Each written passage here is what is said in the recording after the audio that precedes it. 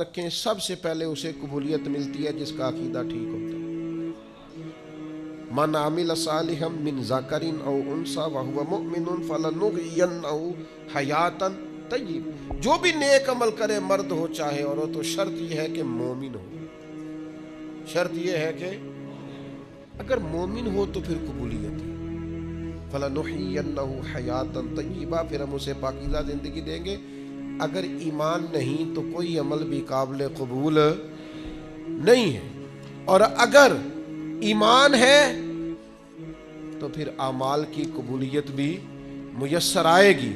حضرت جناب سیدہ عائشہ صدیقہ رضی اللہ تعالی عنہا ارشاد فرماتی ہیں کہ میں نے عرض کیا تھا یا رسول اللہ، جاہلیت کے دور میں ایک ابن جدان نام کا شخص تھا، وہ بڑی صلہ رحمی کرتا تھا، محتاجوں کو کھانے بڑے کھلاتا تھا، نیک عمل کرتا تھا، تو کیا اسے اس عمل کا کوئی اجر ملے گا؟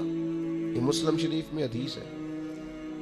نبی پاک علیہ السلام نے فرمایا نہیں ملے گا، اس لیے کہ اس نے ایک دن بھی یہ نہیں کہا تھا کہ اے میرے رب حساب و کتاب کے دن میری خطائیں معاف کر دو۔ اس نے رب کو ایک دن بھی نہیں پکارا، اللہ پر ایمان نہیں لایا، جتنی مرضی صلہ رحمی کی، جتنے مرضی نے ایک عمل کی، اجر نہیں ملے گا۔ تو پھر کافر کو اجر نہیں ملے گا تو ہوگا کیا؟ علماء نے لکھا ہے اس کی نیکیوں کا اجر اللہ اسے دنیا میں دے دے گا، اسے رزق میں وسعت مل گئی، کوئی اور آسانی اسے مل گئی، لیکن قیامت میں نیک اعمال کی قبولیت اس کو ملے گی جس کا عقیدہ ٹھیک ہوگا اور ایمان اس کا پکا ہوگا۔ تو اگر ایمان لڑکھڑاتا ہوا ہو تو نیکیاں جتنی مرضی کریں، یقین کامل ہی نہیں، قلہ مضبوط ہی نہیں، تو نیک اعمال کرنے کا کوئی نفع حاصل ہے؟ قبولیت تب ملے گی جب عقائد درست ہوں گے۔ آپ کی خدمت میں عرض کروں گا، کبھی زندگی میں اپنا عقیدہ نہ بگڑنے دینا، نبی پاک کے ہر صحابی کو آنکھوں کا تارا بنا کے رکھنا، دل کی ٹھنڈک بنا کے رکھنا، اور محبوب کی اولاد کے اس طرح غلام رہنا کہ اپنی اولاد کو بھی حضور کی اولاد کی غلامی بتا کے جانا صلی اللہ تعالی علیہ۔ تو ایک تو قبولیت کے لیے ایمان کا خالص ہونا شرط ہے، اور دوسرا اعمال کی قبولیت کے لیے شرط ہے کہ عمل بالکل خالص اللہ کے لیے کیا جائے، ذرا سا شائبہ اس کے اندر، ذرا سی غیر کے لیے نیت، ذرا سا ارادہ کہ کسی کو پتہ چل جائے، شہرت ہو جائے، کسی بندے تک پتہ چل جائے میں نے، ذرا سا شائبہ بھی قابل قبول ہے، ذرا سی ملاوٹ بھی ہو تو قبولیت نہیں ہوتی۔ جناب سیدنا ابو امامہ باہلی رضی اللہ تعالیٰ عنہ بیان کرتے ہیں، نسائی شریف میں حدیث موجود ہے، آپ فرماتے ہیں کہ نبی پاک صلی اللہ تعالیٰ علیہ وسلم کی خدمت میں عرض کیا گیا یا رسول اللہ، ایک شخص جنگ کے لیے جاتا ہے اور اس کی دونوں نیتیں ہیں، یہ بھی اس کی نیت ہے کہ اللہ تعالیٰ مجھے شہادت عطا کرے اور اللہ میری اس محنت کو قبول فرمائے، اور یہ بھی ساتھ نیت ہے کہ میری شہرت بھی ہو جائے، لوگوں کو پتہ بھی چل جائے۔ ایسا نہیں ہے کہ رضا الہی کی سرے سے نیت نہیں ہے، رضا الہی کی نیت بھی ہے، پوری ہے کہ اللہ راضی ہو جائے، شہادت کا مرتبہ نصیب ہو جائے، لیکن ساتھ وہ چاہتا ہے چلو تھوڑی بہت شہرت۔ ایسا نہیں کہ نیت اس کی کنفرم عبادت کی نہیں، عبادت کی بھی ہے، لیکن ساتھ تھوڑا بہت ارادہ شہرت کا بھی ہے۔ یہ کچھ نہ بیماری لگ جاتی ہے، کوئی ہر نیکی کا سٹیٹس لگانا ضروری ہو گیا ہے۔ یعنی ایک دوست مجھے کہہ رہے تھے کہ بعض لوگ یہ بھی کرتے ہیں، کہتے ہیں 10 دن مجھ سے رابطہ نہ کرنا، میں اعتکاف بیٹھنے جا رہا ہوں۔ یعنی یہ بھی آپ نے سوشل میڈیا پہ بتا دیا، سب کو پتہ چل جائے۔ او بھائی کوئی کام تو رہنے دو خالص اللہ کی رضا کے، کہیں تو آپ خاموش ہو جاؤ۔ 10 دن موبائل بھی تو خراب رہ سکتا ہے، سم بھی آپ کی بلاک ہو سکتی ہے، کچھ بھی تو ہو سکتا ہے، لیکن بھائی خدا کے بندو یہ بھی بتا دیا ہے کہ 10 دن اس لیے میں آف لائن رہوں گا کہ میں معتکف ہونے جا رہا ہوں۔ عرض کی یا رسول اللہ، جنگ کی بھی نیت ہے، نسائی میں موجود ہے، اور حضور تھوڑی اس کی یہ بھی نیت ہے کہ شہرت ہو جائے، تو حضور ثواب ملے گا؟ 2 ٹوک لفظوں میں بالکل واضح اللہ کے حبیب نے فرما دیا، فرمایا جس شخص کی ساتھ شہرت کی بھی نیت ہو اسے اس عمل کا کوئی ثواب نہیں ملے جب تک خالصتاً نیت محض اللہ کی رضا کی نہیں ہوتی۔ اپنے ارادوں کا وضو کریں یار، تھوڑا خیال کریں، آپ اس بات کو سمجھیں، شہرت ہونا ضروری نہیں، قبولیت ہونا ضروری ہے، لوگوں کو پتہ چلنا ضروری نہیں، رب کے حضور حاضر ہونا۔ حضرت سعد بن ابی وقاص رضی اللہ تعالیٰ عنہ کے زمانے میں آپ ایک جگہ جہاد کے لیے تشریف لے گئے تو فرماتے ہیں کہ ایک قیمتی سونے کا تاج تھا اس بادشاہ کا جس سے ہماری جنگ تھی، تو وہ تاج نہیں مل رہا تھا، جنگ تو ختم ہو گئی، مسلمانوں کو فتح بھی مل گئی، لیکن وہ تاج بڑا قیمتی تھا، ہیروں والا تھا، تو خیال تھا کہ مل جائے تو چلو مسلمانوں کے مال غنیمت میں نفع آئے گا، غریبوں کا بھلا ہوگا۔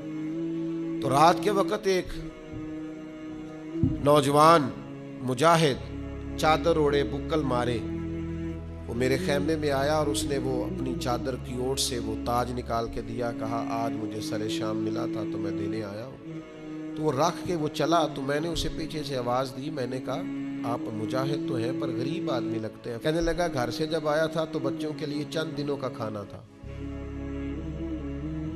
کہتے میں نے اسے کہا کہ اتنی قیمتی تاج تیرے ہاتھ آیا تھا تو نے سارا دے دیا ہے؟ اس نے کہا بس یہ میری دیانتداری تھی، میرا ایمان تھا، بچوں کی بھوک اپنی جگہ پر اللہ کی رضا۔ تو کہتے میں نے کہا یار یہ چہرے سے نقاب بھی ہٹا، اپنا نام بھی بتا، قبیلہ بھی بتا، باپ کا نام بھی بتا۔ تو کہتے ہیں مجھ سے کہنے لگا یہ نیکی آپ کے لیے نہیں کی، یہ میں نے رب رسول کے لیے کی ہے، اور جن کے لیے کی ہے نا وہ میرا چہرہ بھی جانتے ہیں، نام بھی جانتے ہیں، باپ کا نام بھی جانتے ہیں، قبیلہ بھی جانتے ہیں، آپ کے لیے نہیں، جن کے لیے کی ہے وہ انہو علیم بذات الصدور، وہ تو دلوں میں چھپے راز جانتا ہے۔ تو میرے بھائیوں یاد رکھیے گا کہ اچھی نیت اور ریاکاری سے پاک ارادے، حضور علیہ السلام فرماتے ہیں جس نے اچھی طرح وضو کیا، مسجد گیا جماعت سے نماز پڑھنے، لیکن جب وہاں پہنچا تو جماعت ہو گئی تھی، اس نے کہا ہو جماعت ہو گئی، یہ گھر سے وضو کر کے جماعت کے لیے آیا، پہنچا تو جماعت ہو گئی تھی۔ حضور فرماتے ہیں رب اسے جماعت کے ساتھ نماز پڑھنے کا ثواب عطا کرے۔